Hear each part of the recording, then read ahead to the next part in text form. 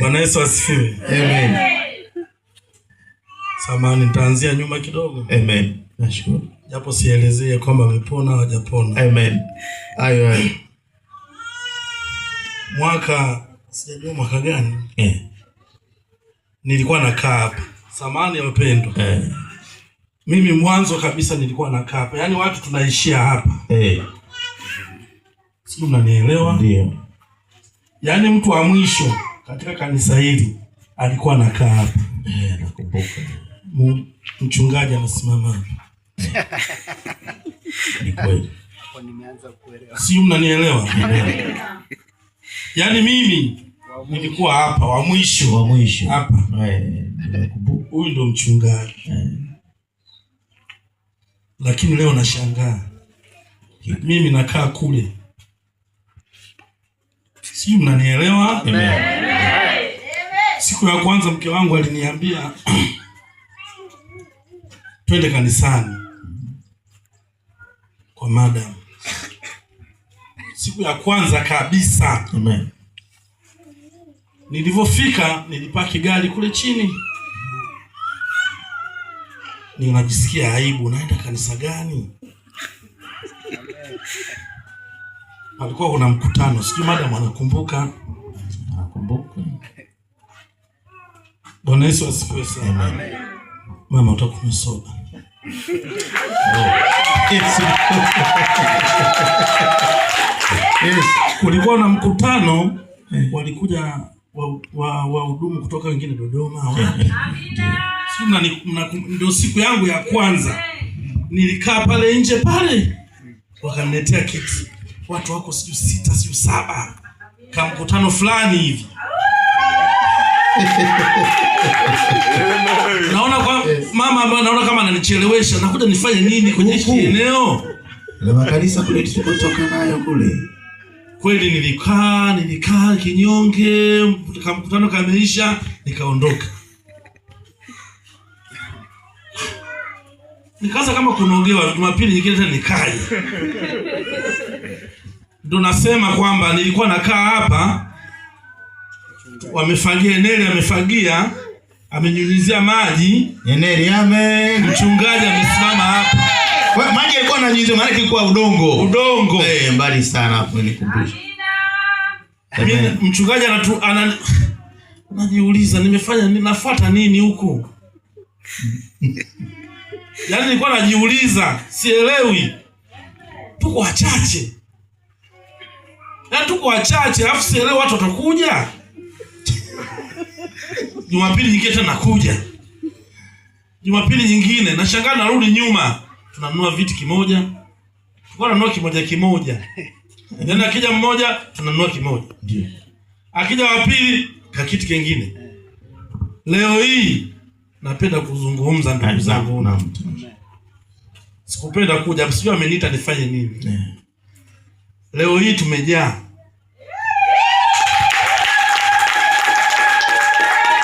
Kingine nataka nizungumze. Huyu amekuwa kama ni muinjilisti wa kuelezea watu. Sio amekuwa kama. Tuna kanisa sehemu fulani. Unajua unavomtoa mtu kwenye kanisa fulani, ukamwaminisha kwamba nataka nimpeleke kwenye kanisa ambalo liko hivi, alafu aende kule, alafu asipate ile huduma anayetaka. Yaani namtoa unasema twende kuna hospitali fulani unaenda kupona. Alafu mwisho wa siku asipone, unajisikiaje? Vibaya. Lakini namshukuru Mungu, kila mgonjwa ambaye nilimleta aliletwa hapa. Kila mgonjwa au kila mwenye tatizo atasema mwenyewe. Huduma yake ile anapata na anapona. Kuna mtumishi mmoja huyu hapa alisema juzi, alisema nilienda kumchukua mtu kule afu na muaminisha, yaani kule nimekataza asiende huko anakoenda, ila nimemwaminisha twende pale anapona. Unajisikiaje asingepona?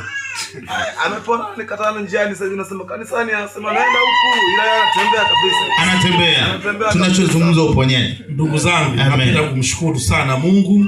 Amen. Kwa kanisa hili limetutendea mambo makubwa sana. Sawa, mtoto wangu alilazwa, lakini kwa imani yangu na watumishi sikuwa na wasiwasi. Wangapi mtapata matatizo ukabeba imani kwamba pamoja kwa nguvu iliyopo huna wasiwasi. Yaani unapata tatizo mwaka zako alafu unakuwa huna wasiwasi. Sina wasiwasi. My God. Anachoniambia mwenzangu tupeleke sadaka. Yaani kila Jumapili napata shida kutafuta zile, lakini kila Jumapili mwenzangu lazima afungashe alete. Achoki. Yes. Niliendelea na kazi, mtoto amelazwa Makandala lakini mimi niendelea na kazi. Kwa walio walikuwa wanaenda kumuona mimi walikuwa wanioni pale. Lakini nilikuwa na imani kwamba mtoto wangu anapona. Anapona sasa anacheza. Amen. Napenda kuwashukuru sana ndugu zangu. Tumpe makofi. Na hivi nilitaka tulisikia hivi. Msikate tamaa. Kuna hicho ulichokisema, umesema ulikuwa hujui, tutaka kukisikia hicho ulichokisema. Msikate tamaa na hii kanisa. Amen. Ni baya kweli mnavyoliona, lakini tunachokipata sisi wengine ni kikubwa. Yes. Asante sana mtumishi wa Mungu. Bwana Yesu asifiwe. Amen. Tulivyoenda Makandala sisi tulijua tunampeleka mtoto ni mgonjwa. Lakini jamani, mimi ile ilikuwa ni kazi Mungu alinituma. Kwa nini nasema hivi? Ndani kuanzia Jumatatu mpaka wiki zijazo kuna watu mtawaona wanakuja hapa. Acha we.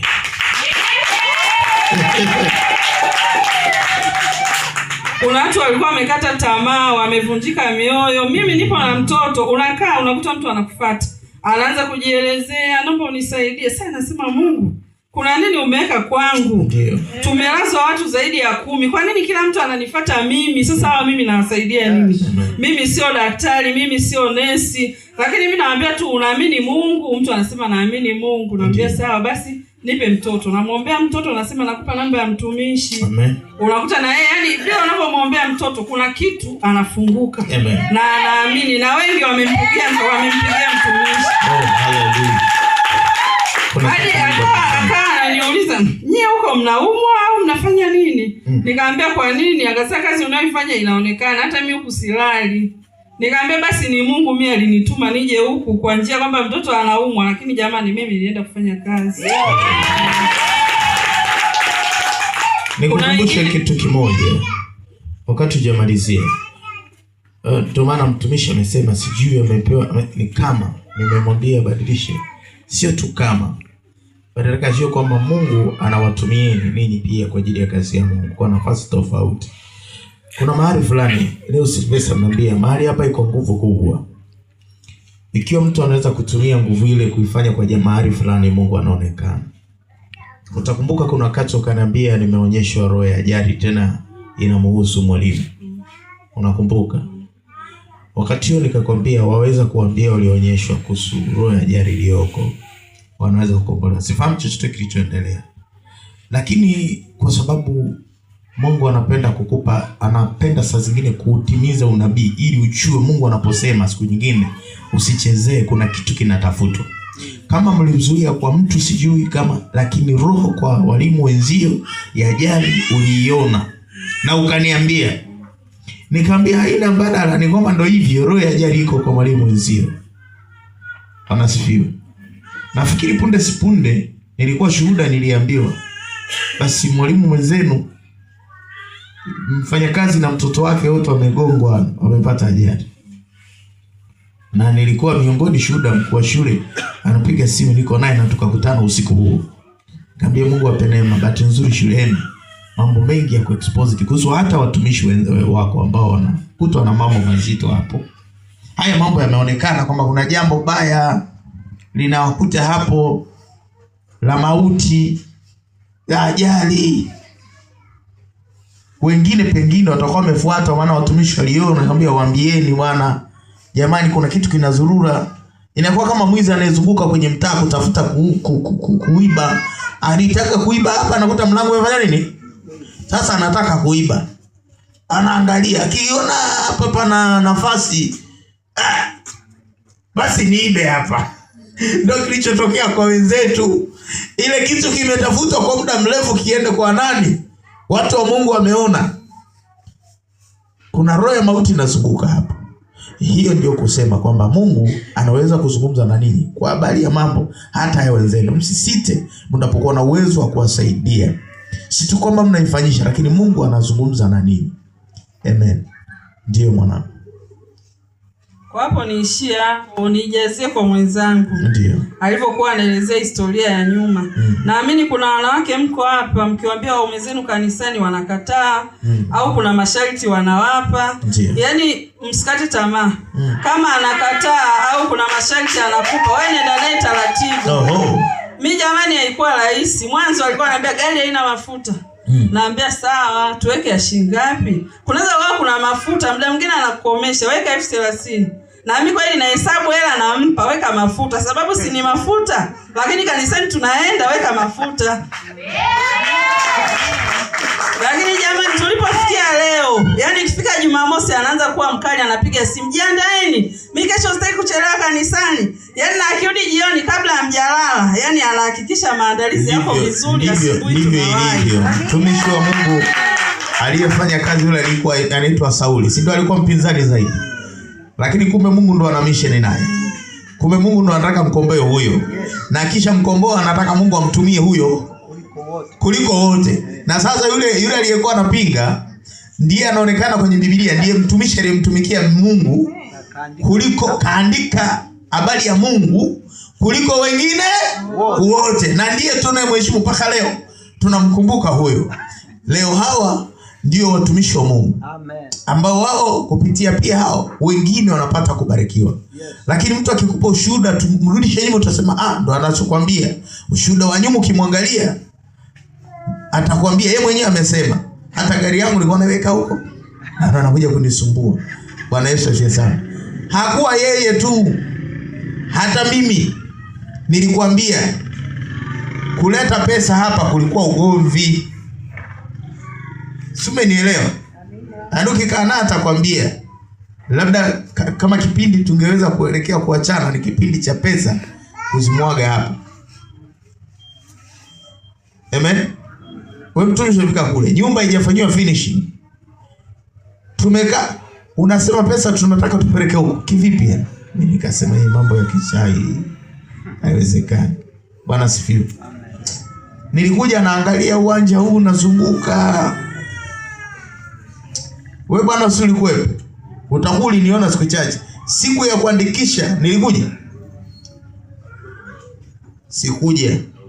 Nilikuja kuangalia uwanja tu. Nilikuja nikaangalia tuonyesheni mipaka mkatuonyesha. Niliangalia. Siku ya kuandika sikuja. Nikaja kuandika ile nyaraka baadaye tu wakati mmeiandika ndio nikaja kuiandika. Lakini nilikuwa nataka kusema kwamba wakati Mungu anapotaka kuwa na kusudi lake kunaweza kukaonekana upinzani. Kwa hiyo bebeni anachokwambia umama, ibebeni leo. Usiogope upinzani unaokuta. Kama una uhakika na kile kitu Mungu amesema, fanya. Wala usirudi nyuma, usiangalie kwamba uko peke yako. Na kikulo lisema ni amina.